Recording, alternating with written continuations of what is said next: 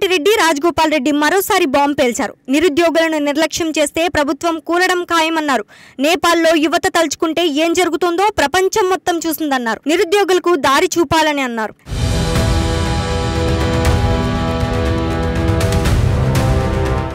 నిరుద్యోగులు అధైర్యపడకండని, నిరసనలు ధర్నాలు మానుకోవాలని ఎమ్మెల్యే కోమటిరెడ్డి రాజగోపాల్ రెడ్డి సూచించారు. నిరుద్యోగుల సమస్యలు వినడానికి అవసరమైతే అశోక్ నగర్ చౌరస్తాకి, సెంట్రల్ లైబ్రరీకి, దిల్సుఖ్ నగర్ కు తానే వస్తానని హామీ ఇచ్చారు. నిరుద్యోగులతో పెట్టుకున్న ఏ ప్రభుత్వం మనుగడ సాధించలేదని ఆయన అన్నారు. నేపాల్ తరహాలో యువత తిరగబడితే ప్రభుత్వం కూలడం ఖాయమంటూ సంచలన వ్యాఖ్యలు చేశారు. నిరుద్యోగులను గాలికి వదిలేయకూడదని, వాళ్లు మన పిల్లలు అని ప్రభుత్వానికి సూచించారు.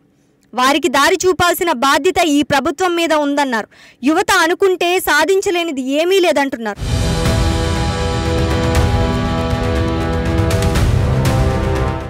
తెలంగాణ రాష్ట్ర సాధన కోసం నిరుద్యోగులు పోషించిన పాత్ర వెలకట్టలేనిదన్నారు. విద్యార్థులకు న్యాయం జరిగే వరకు వారి సమస్యలకు ముఖ్యమంత్రి దృష్టికి తీసుకువెళ్లి ప్రభుత్వానికి నిరుద్యోగులకి మధ్య వారధిగా పనిచేస్తామన్నారు. 10 ఏళ్లలో నిరుద్యోగుల కలలుగానే మిగిలిపోయాయని, బీఆర్ఎస్ పాలనలో ఒక గ్రూప్ 1 కూడా వేయలేకపోయారని విమర్శించారు. బీఆర్ఎస్ పాలన కుటుంబ పాలనగా కొనసాగి అవినీతిమయంగా మారి దోచుకుని అప్పులు పాలు చేశారని ఫైర్ అయ్యారు.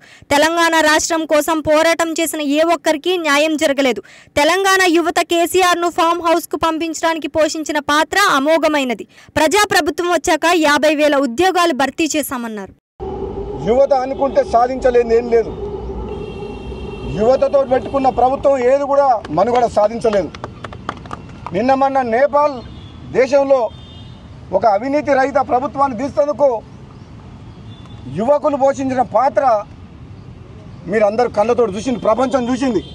అంటే నిరుద్యోగ యువతని గాలికి వదిలేయద్దు. వాళ్ళు మన పిల్లలు, వాళ్ళకు ఏదైనా దారి చూపించాల్సిన బాధ్యత ఈ ప్రభుత్వం మీద ఉంది. అదే నిరుద్యోగులు కాంగ్రెస్ పార్టీ వచ్చిన తర్వాత